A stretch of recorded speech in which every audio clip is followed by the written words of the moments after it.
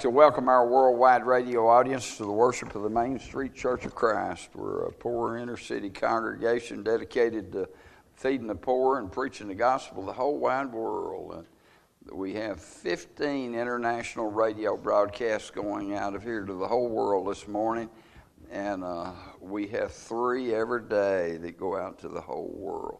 We studied a few weeks ago part of Joshua and Judges, and I'm going to continue. I'm going to refresh your mind, and we're going to continue in that study. We were supposed to have more pictures and stuff for you. I'd advise y'all listening on the radio to go to our website, www.churchofchristpreaching.com.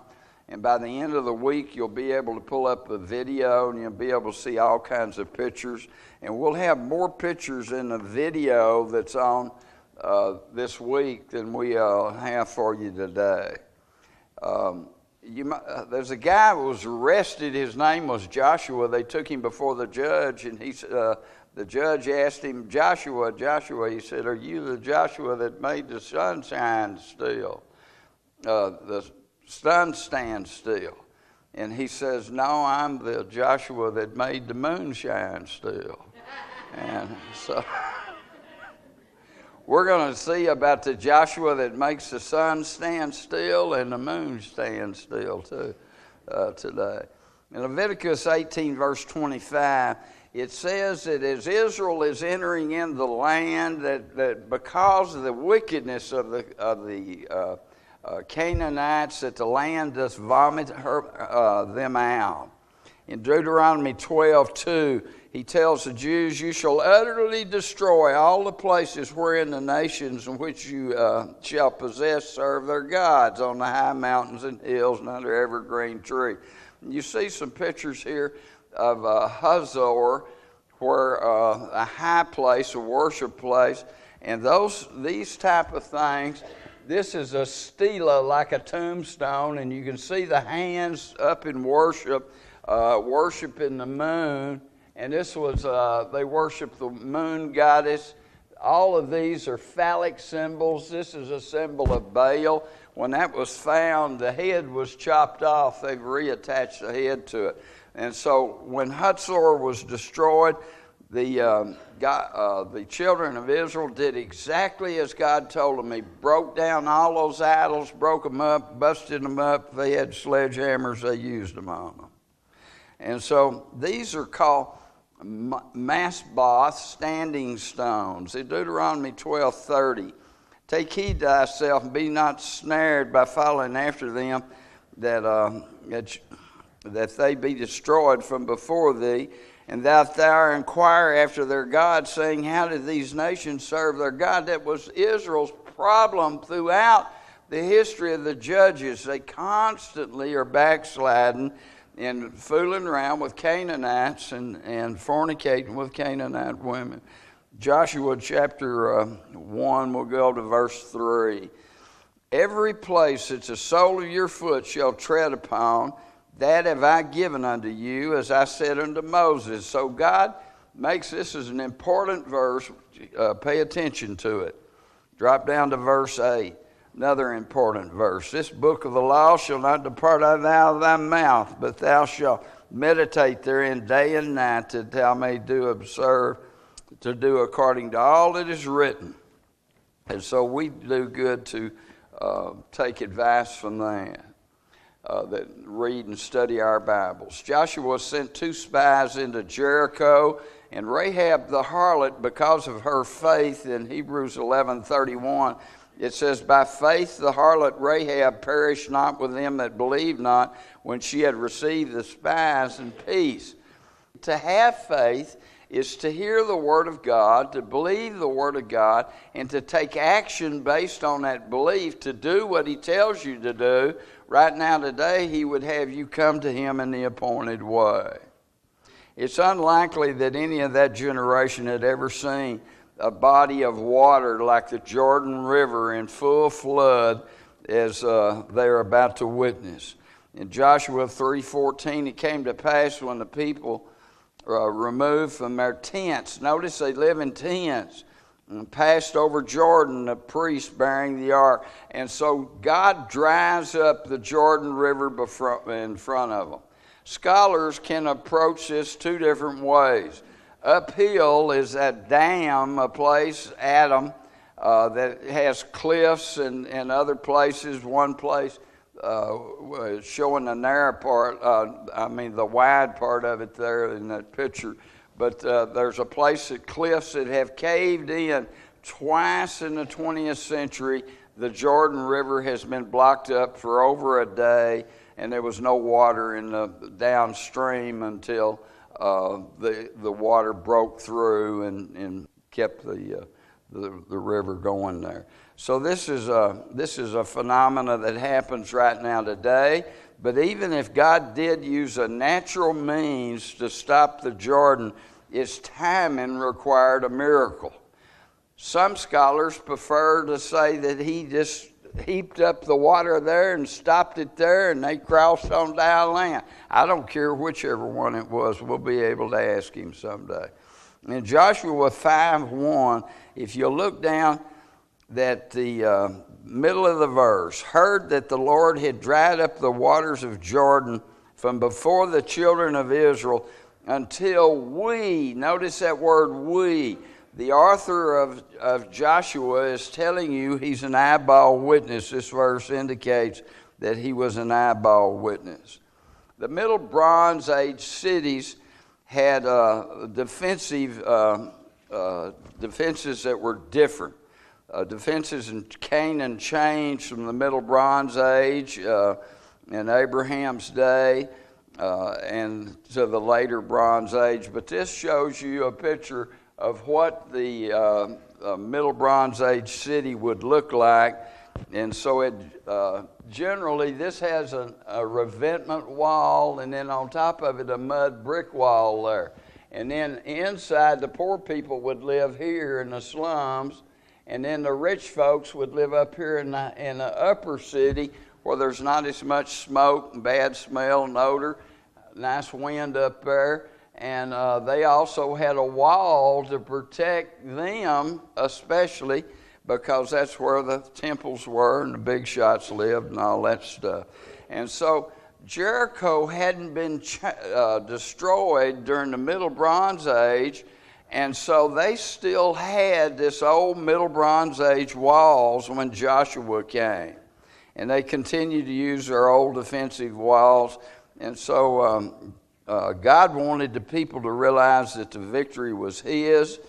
The people more than likely entered the land with the same type of weapons that they would have gotten from Egypt when they were in Egypt. They would have slingers and archers, and they would have carried axes and spears, and others had bronze short swords and sickle swords.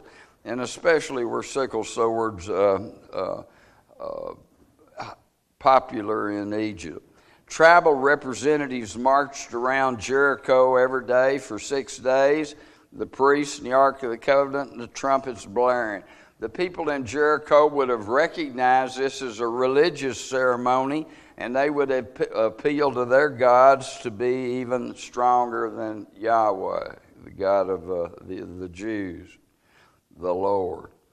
And so the walls fall in Joshua 6:20. So the people shouted when the priest blew with the trumpets. It came to pass that the people heard the sound of the trumpets, and the people shouted with a great shout, and the walls fell down flat. Now that term, fell down flat, actually means that it fell beneath itself.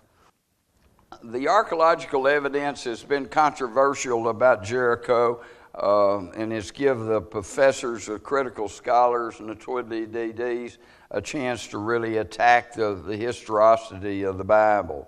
And they say it's a fairy tale and a fable and it's not history. And so that's just a polite way of saying that we're lying, that the Bible's lying. You'll see a picture of a Middle Bronze Age, and you'll see exactly what happened in that diagram. This upper wall, and this is a revetment wall here, these upper bricks just fell down here. And the same thing happened there. And this is a wall that went down to bedrock, and it's about 18 feet tall. So you could never get up that, and then on top of it was that mud brick wall. But the mud brick wall fell down here. That's what this red is, making a ramp that the Jews just ran right on up into the city and took the city of Jericho. The Hebrew word indicates that the wall fell beneath itself, which is exactly what happened. The archaeologist John Garstang dug the site in the 1930s, and he concluded that City 4 was destroyed about 1400 BC. Recently, in the 1980s, they dug there, showing that retaining wall went all the way down to bedrock. From 1952 to 58, Kathleen Kenyon excavated there. And so she was a non-believer, and she came to the conclusion that Jericho was destroyed in 1550 BC, and so the whole Bible's a fraud and that there's no such thing. And that stuff made its way into the textbooks. That's what kids are taught in colleges today, is that there was no such city as Jericho when Joshua entered the land. She made that decision simply based on one thing, the absence of Cypriot Bi-chromeware. And Kenyon was looking for this as a date marker. And that's when you find that type of pottery, you know that you have gone from the Middle Bronze Age to the Late Bronze Age. It's a date marker. And so this Bi-chromeware, she couldn't find any. She dug down in the poorest end of town in the slums. You wouldn't expect to find expensive imported pottery there. And it was not until the 1980s that the publication of her reports became available for study. Today, any scholar with eyes can look at her stuff and see that how wrong she was.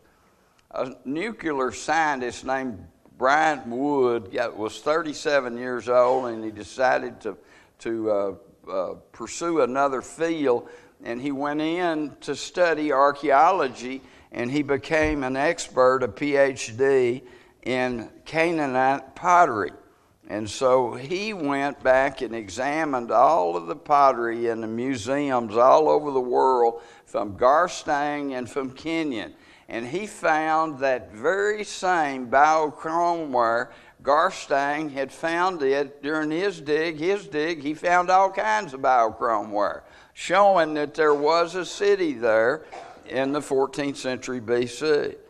And so Kenyon didn't even bother to look at Garstang's pottery, and that she used to make the basis of her conclusion the Bible was fiction.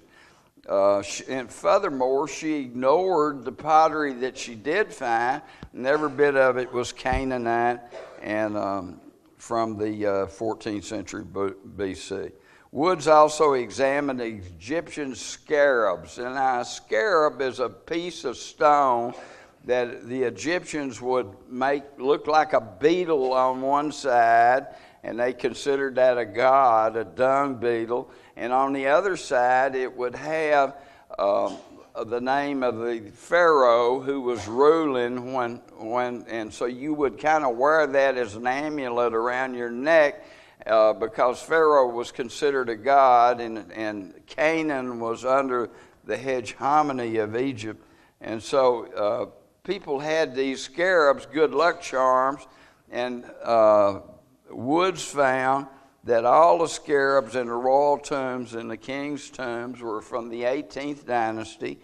They were from Hatshepsut, who I've talked to you about being Moses, the Pharaoh's daughter who took Moses in. Thutmose III, if there was a Pharaoh killed in the Exodus, it was him. And Amenhotep II. as you know that I identified him as the Pharaoh of the Exodus when we studied the Exodus. Wood's radiocarbon dated the charcoal in the burn layer. The city fell down, and then there was a fire. It wasn't that there was a fire and the city fell down. That's generally the way it is. Generally, the city catches on fire from the attacking army throwing in oil and stuff like that, burning things in there, and it catches on fire. And the city burns and collapses, and the burn layer is in the collapse. This city collapsed probably from an earthquake, Jericho, from an earthquake, and then the burn was on top of it, and God had told him to burn everything. The city in Jericho was under the ban, and everything was dedicated as a sacrifice to God. Joshua 6:24. And they burnt the city with fire, and all that was therein, only the silver and the gold and the vessels of brass and of iron put they in the treasury into the house of the Lord. I'd like to ask our radio audience to go to our website at www.churchofchristpreaching.com. And so Joshua also gave a great curse. That cursed be the man that rebuilds his city, because he'll lay the foundation of the city with his oldest son, his youngest son. He'll set up the gates, and that was fulfilled in 1 Kings 16:32 and following. Regarding the conquest, a careful reading of the text shows that Joshua only burned Jericho, the city of Jericho. He burned Ai, which is Kirbet el-Machari, and Hazor. He raided and conquered other cities but couldn't hold them. Israel was either weak in the faith or didn't believe that they could continue to conquer the Canaanites, and so they didn't do a full-fledged job of driving them out of the land. And they set up camps at little places called Gilgal, and they lived in tents. And so in Joshua, the word tent is used 11 times. In Judges, it's used 16 times. And almost every time the word house is used in Joshua and Judges, it's figurative. It's talking as for me and my house will serve the Lord. And so there were up to 6 of these places called Gilgals that are mentioned in the Bible. In Genesis 12:1, God had told Abraham, "Get thee up from my kindred, from my father's house, to a land that I will show thee, and I will make of thee a great and mighty nation." And then in 13:17, he told him when he got to Canaan, he said, "Arise and walk through the land, the length of it and the breadth of it, for it will I give unto thee." There are what are called footprint sites. Early Jewish people understood this traversing the length and breadth of the land as a symbolic act of constituting legal acquisition. It's called hazakah in Rabbinic Hebrew, and so it's every place you walk in the land denoted ownership of the land. And in Hebrews 11, we're going to talk about Abraham and his kind of faith. In Hebrews 11, beginning in verse 8, by faith Abraham, when he was called to go out into a place which he should after receive for an inheritance, obeyed, and he went out not knowing where he went. He went from Ur, the Chaldees, to Canaan land. By faith he sojourned and lived in the land of promise as a strange country, dwelling in tabernacles with Isaac and Jacob, the heirs with him of the same promise. They lived in tents. Abraham never owned a house. They lived in tents. For he looked for a city which has foundation, whose maker and builder is God. And you look over in end of verse 13. They were all strangers and pilgrims on the earth. For they that say such things, the patriarchs, Abraham as an example, declare plainly that they seek a country. And so what kind of country is it? Well, look at verse 16, Hebrews 11:16. But now they that desire a better country, that is a heavenly. Wherefore God is not ashamed to be called their God, for he has prepared for them a city.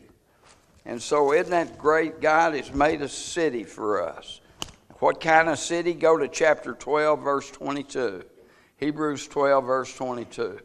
But you're coming to Mount Zion. You in the church are coming to Mount Zion, and to the city of the living God, the heavenly Jerusalem, to a innumerable company of angels, to the general assembly of the church of the firstborn. Who's God's firstborn? Christ. The general assembly of the church of the firstborn is in heaven, where all Christians are in that general assembly, which are written in heaven, and to God the judge of all, and the spirits of just men made perfect. That's the kind of faith Abraham had. God promised him a land, and he never received it in his lifetime. But the background of putting this footprint is found out throughout Jewish history. From where Abraham was from, Nuzi, they had the way of transferring property is that you would take the new owner and put his foot on the property, and that showed that he owned the property. We see the same kind of transfer ceremonially in Ruth in chapter 4, verse 7 through 9, where the kinsman removed his sandal and gave it to Boaz to indicate that he was legally granting Boaz the right to redeem the property of Naomi and Ruth, and was as well as the person of Ruth.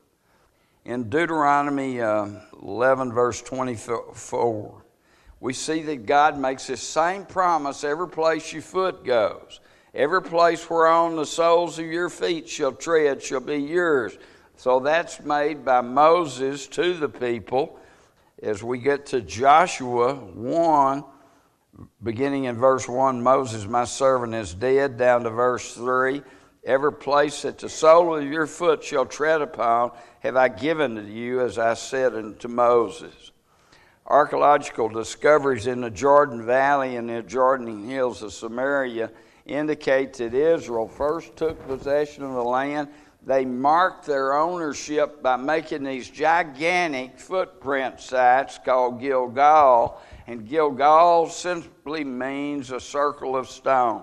And these giant footprint parts, as an example, the tabernacle could have been set up there or here, and the animals for sacrifice there, and this whole thing could have been considered holy to the priesthood, and all the people could have been outside and watched the entire ceremony.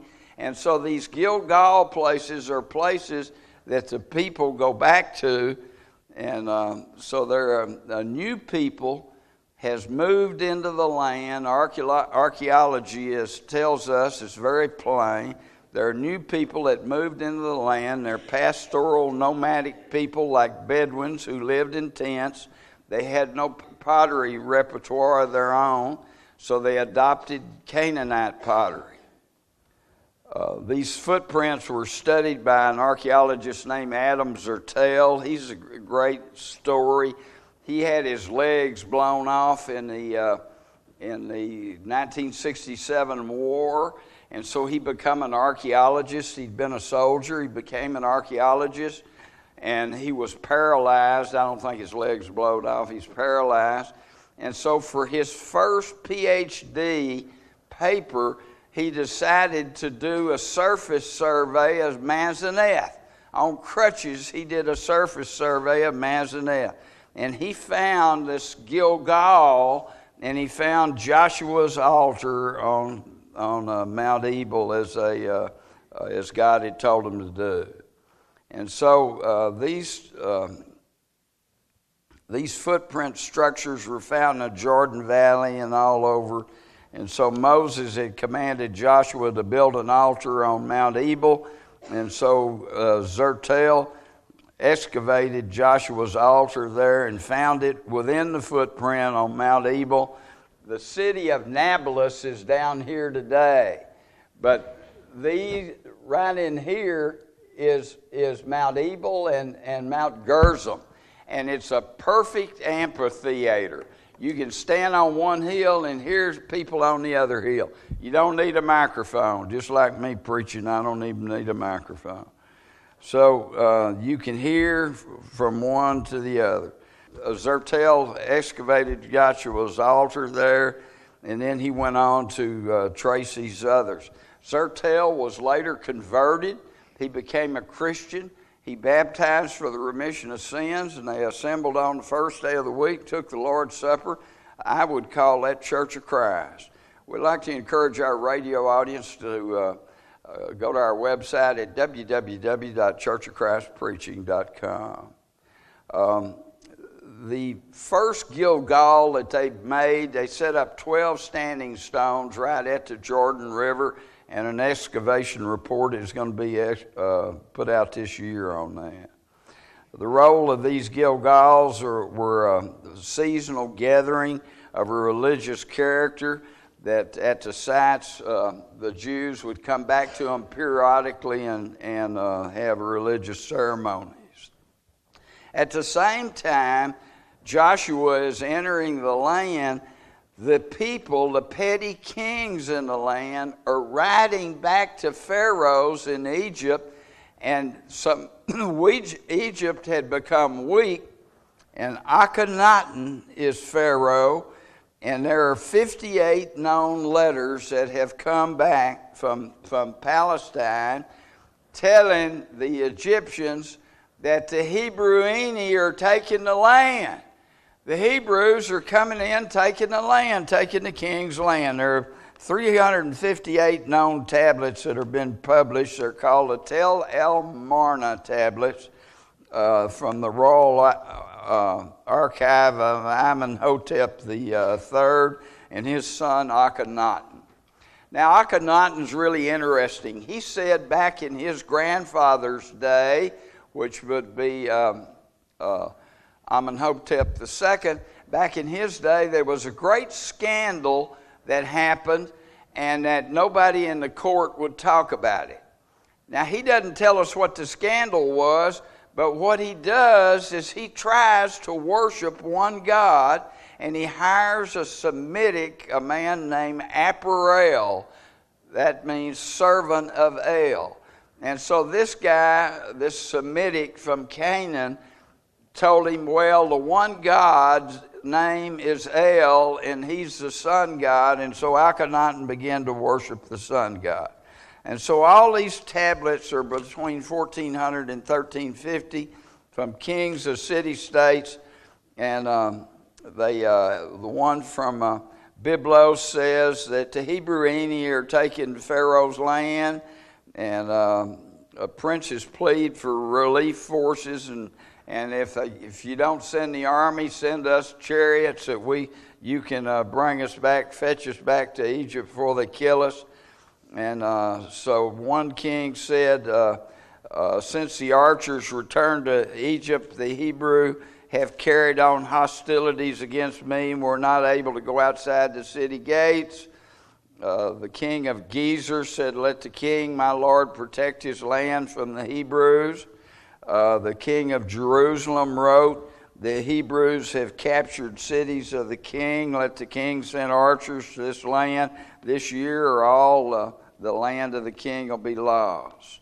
So Joshua, we're going to begin in Joshua chapter 10, and we're going to look at verse 6. And then I'll pick up reading back in verse 9. Verse 6, and the men of Gibeon. Now Gideon made a covenant with Israel, and Israel entered into an agreement with them to protect them and accept them into their country. And Gideon sent to Joshua to the camp of Gilgal, saying, slack not thy hand from my servants, and come up to us quickly and save us and help us, for all the kings of the Amorites that dwell in the mountains are gathered together against us. Verse 7. So Joshua ascended from Gilgal, he and all the people of war with him, and all the mighty men of valor. And so we'll begin reading in verse 9.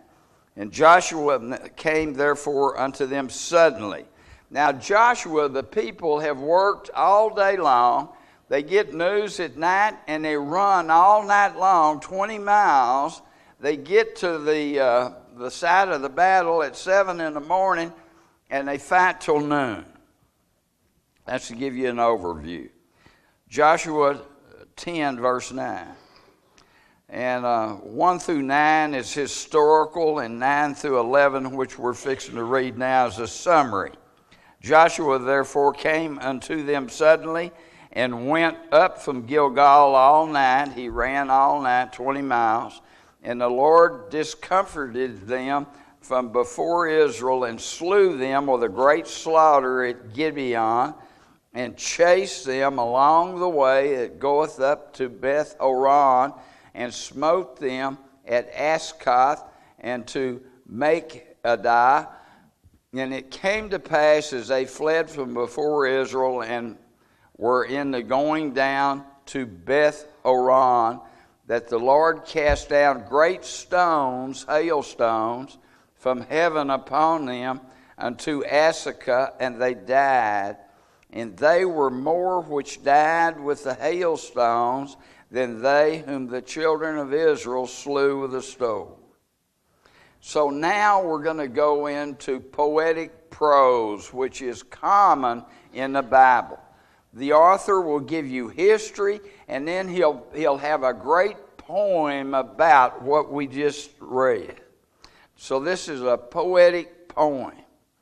Then spake Joshua unto the Lord, this is Joshua 10:12, in the day when the Lord delivered up the Amorites before the children of Israel, and he said in the sight of Israel, Sun, stand thou still upon Gibeon, and thou moon in the valley of Ajalon.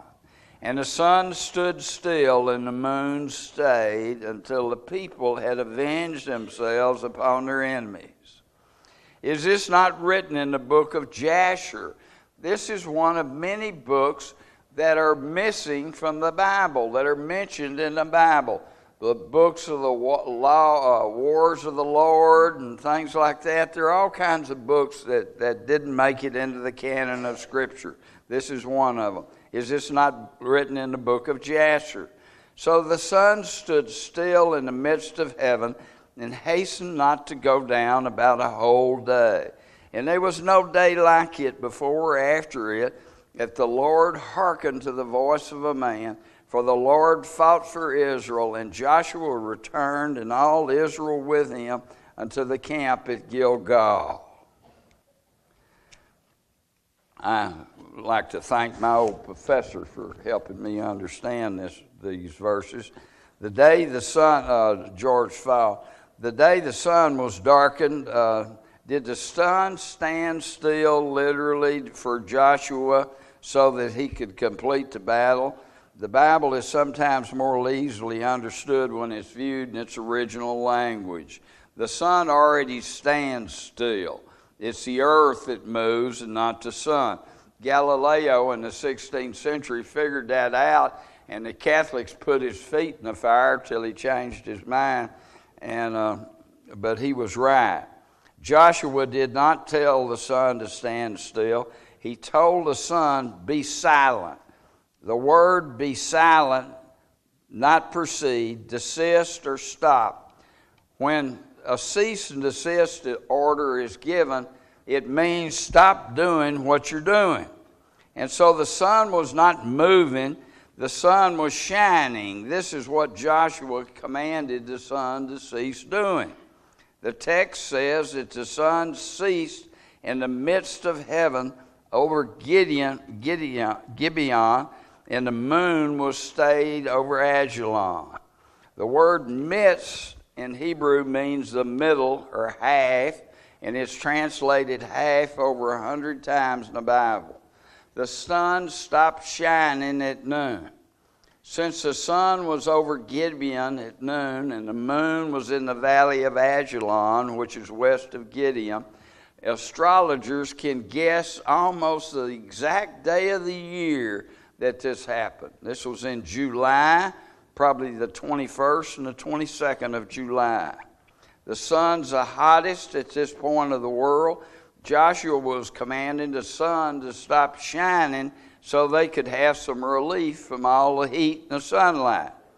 Notice too, when Joshua received word at Gilgal for help from Gideon, that he and his men ran all night to be at Gideon to fight the battle the next morning at 7. And so that was a 20-mile run that took them all night. And so if the date was the 21st of July, now it's the 22nd that he arrived and started this successful flight on the enemy. The enemy began to run away on the 21st, and Joshua and his men had got up at 7 in the morning, worked all day on the 21st, run all night, and fought all morning. The last thing they need is any more sunshine. This would have meant that they were already 29 hours without sleep or rest. Would you want another 24 hours of hot sunlight? Not hardly. You'd want relief. And so what happened? We're told there was a great hailstorm. And how does hail develop? There's a rainstorm comes through there in a great hot place. We just had hail the other morning. And so it's a cold front comes through a hot area. It allows evaporation, the water cycle, evaporation, condensation. Only this with hail, it's not precipitation, it's not rain, it's hail that comes down. And the Bible very plainly says that God killed more of them with the hailstones than the Jews had killed in battle. It's not in chronological order. The writer gives us the result of the battle before he explains what occurred. How could the sun be shining amidst the greatest hailstorm that ever occurred? We're plainly told that the hailstones killed more than the Jews killed with a sword. The Bible often adds poetic literature in the middle of a historical narrative.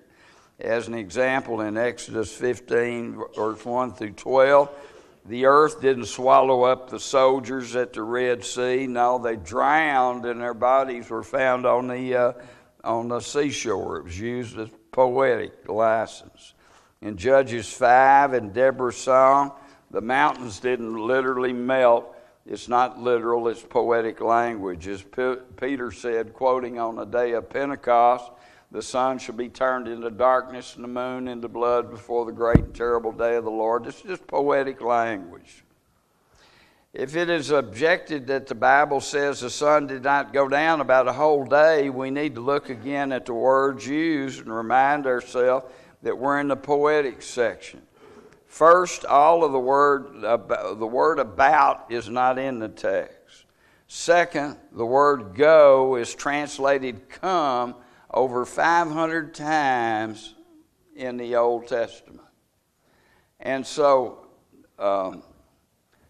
this word come and go is based on the context. So all it's saying is that the heat of the sun didn't come down for about a whole day. God had had enough of the people of Canaan and their wickedness from the days of Abraham. God had showed them mercy. Finally, God's mercy is turned into judgment. Punishment was now to be melted out to the Canaanites for their sins and keep them from leading Israel astray. Centuries later, the prophets entreated Israel to repent today, lest tomorrow be too late. And at the end of the 15th century BC, at 1407 BC for Jericho, the many Canaanites ran out of Damaris when Joshua entered the land. I'd advise you to come to the Lord today and don't put it off. These new people, these Jews, these pastoral nomads, lived in tents like Bedouin. They had no pottery repertoire, so they adopted Canaanite pottery. When they took a Canaanite town that had a pottery factory there, they captured the kilns, they captured the people that did the work, they made them teach them, and so they just adopted Canaanite pottery. They about 1200 in the hill country, they began to move into what's called four-room houses. The Jews were, the livestock and so forth would live on the bottom floor. Four-room houses, they generally have three broad rooms like this. This could be an open area to the sky, and then a broad room across the end. And these are called four-room houses, and they began to spring up all over about the 12th century in unwalled villages and in the hill country. The family slept on the second floor or on the roof. And originally most Israelis lived in unwalled villages that, and later they put in casemate walls for a defense. And casemate walls is just like circling the wagons in a wagon train. These are all houses. And so a group of families of 12, 15, 20, 30 people in a clan built their town together, their houses together, and each one of them's house made part of this wall, this outer wall that protected them from the Canaanites and from the other people. And so that's how they cheaply built cities. An overview of Joshua and Judges during this conquest period, we see a resurgence of Egyptian power under Seti I and Ramesses III. And beginning of Iron Age I, which begins about 1200 BC. The arrival of the sea people, the Philistines, and other sea people began to move into Israel, and Israel's moving in there. The Canaanites are absorbed by the Philistines. And so for a little over 40 years, the tabernacle had been moving along with Israel in its journeys from place to place in various Gilgals. But God chose Shiloh in the central hill country as a permanent home for the tabernacle for the next 400 years. During the period of Judges, Jephthah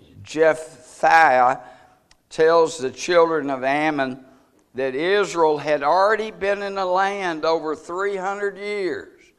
The Amorites, they want their land back. They say, y'all have taken our land. And so Jephthah tells them in Judges 11:26, while Israel dwelt in Heshbon and her towns, and in Aor and her towns, and all the cities that be along the coast of Arnon, 300 years.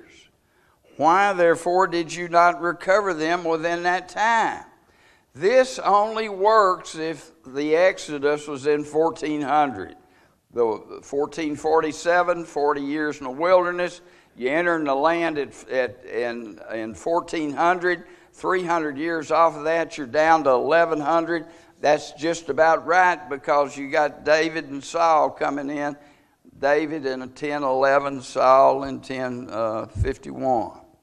So all of these, this time period fits together with the Bible chronological order. In 1 Kings 6:1, we see, and it came to pass in the 480th year, after the children of Israel come out of the land of Egypt, in the 4th year of Solomon's reign over Israel, in the month of Ziph, which is the 2nd month, he began to build the house of the Lord.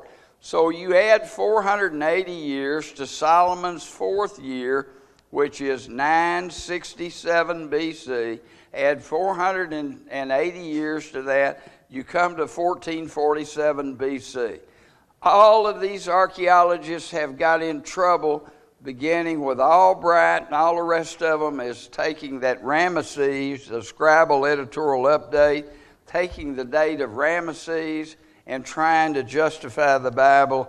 And the Bible don't work if you try to make the Exodus in 1200. And so they have that's got into the textbooks.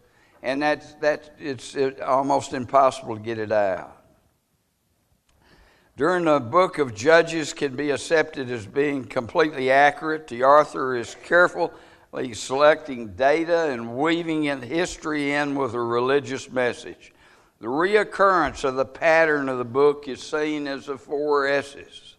In the first stage, the people fall into sin and worship false gods and intermarry with Canaanites and Canaanite women. Leaving God brings a period of servitude in which Israel becomes the servants of those people that they were once able to control. So the Canaanites begin to control them, and the Philistines. After a term of servitude, Israel cries out to God in supplication. God raises up a judge to bring his peoples to salvation. And because of this cycle, this pattern, this reoccurring pattern in the book of Judges is often referred to as the book of defeats, as in contrast to Joshua, which is a book of victories. The Hebrew word for judge implies defending, delivering, avenging, and punishment. Most are in a military capacity. The main mission of the judge was to be a military savior, and all were called or chosen of God or of the people, and they had no line of succession. Their sons didn't follow after them and inherit their office. During Joshua's conquest, weak Egyptian kings such as Akhenaten, Thutmose refused to get involved in the fighting. But there was a resurgence of power in Canaan, beginning with Seti I and then Ramesses II. And so they began sending armies into Canaan trying to control Palestine's coastal highway, which was a trade route. And so Pharaoh Merintha, Merintha, he had a stela. He set up a stela. This is like a tombstone. And so up here is a story of him and his life, and written all on it is different text. And so on this stela is, he says, carried off is Ascalon, seized upon is Gezer, Joam is made as that which does not exist, Israel is laid waste, his seed is not. So now in 1207 BC, we have an outside country, Egypt, saying that Israel is in the Central Highlands in the year 1207 BC. So this is the first outside proof, other than the Bible, that tells us that Israel's in the land. We've got a text that tells us that from Egypt. This destroys the late date scholars because it's outside Egyptian testimony that Israel was a people in the land. Joam, which he mentions in the text, is somewhere in Galilee. Gezer was a key access point to the hill country where the tribes of Israel were located. The battle reliefs on the wall at Karnak in Thebes also show Merintha capturing some people that are Jews. In the Egyptian language, there's a mark called a determinative. And so the mark for determinative for Ashkelon and all these other places mentioned are city-states with a king. But to mark the determinative mark for Israel is a people, a nation, the people themselves that don't have a king. And so transforming from tents into houses, the initial Israeli settlements were in the highlands. There were open, dispersed villages with no fortified towns and typical Israeli four-room houses. Deborah and Barak in Judges 4 and 5 would date about 1200 BC. Shortly after the campaign of Merintha and his stela, Deborah prodded Barak to fight the army of Hazor, which had reverted to Canaanite control. The Bible says the king of Hazor's name was Jabin. Notice that, Judges 4:23. So God subdued in that day Jabin. Notice Jabin. There's a Jabin here in Judges, the king of Canaan before the children of Israel, and the hand of the children of Israel prospered and prevailed against Jabin, king of Canaan, until they had destroyed Jabin, king of Canaan. So they destroyed Jabin in in Judges. But Joshua had already killed Jabin over 100 years before, the critics say. And so if you look at Joshua 11:1, and it came to pass when Jabin, king of Hatshepsut, had heard these things. So there was a Jabin in Joshua's time. There's a Jabin in Judges' time. Non-believers say, see, these are all stories that are all interweaving. They're myths, they're fables, they're nothing. And so Joshua 11:10. And Joshua at that time turned back and took Hatshepsut and smote the king thereof with a sword, for Hazor was the head of all those kingdoms. Verse 13. And as for the cities that stood still in their strength, Israel burned none of them, save Hazor only did Joshua burn. And all the spoils of these cities and the cattle and the children of Israel took for a prey unto themselves, but every man they smote with the edge of the sword until they had destroyed them, neither left they any to breathe. Notice they probably took the women and children as captives. And so we see a Jabin killed in Joshua. We see one killed in Judges.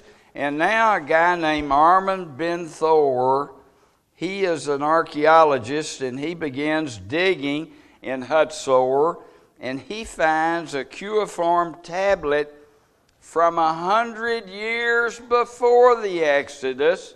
And guess what? It's addressed to Jabin, king of Hatshepsut. So what we have in Hatshepsut is a family like the house of David that's ruling in the 16th century, the 15th century, the 14th century, all the way down to the 12th century. We find that same name. Isn't that wonderful? That's just absolute proof. Where in God's name could anybody have gone to the library and got the actual name of Jabin? If the Bible is a lie and it wasn't written till 300 BC, where did they go get that name? You couldn't Google it and get it up that way. In the Central Hill Country, there was a building explosion. The number of settlements and houses increased from less than 30 in the late Bronze Age to well over 200 in Iron Age 1 when Israel came in. Most of them are simple farming and sheep herding villages in contrast to the Canaanite and Philistine urban centers. Most then developed into casemate wall cities. And an interesting thing, there's not one pig bone ever been found in any Israeli site. All of these sites had previously been unoccupied. Israel appropriated much of the material culture of Palestine, such as the pottery, and there was no religious objection to them doing that. It's in this time period that Israel lived in tents. Some small towns up there had cisterns, is how they got water, but they also are famous for collar-rimmed storage jars. They could take these huge jars that had between 15 and 30 gallons of water and put one on each side of a donkey, and they could go down the stream and bring up 30 to 60 gallons of water in one donkey trip. And so they had cisterns during the rainy season. They'd fill up their cisterns like a swimming pool and use it during the year. The arrival of the Philistines and the sea people.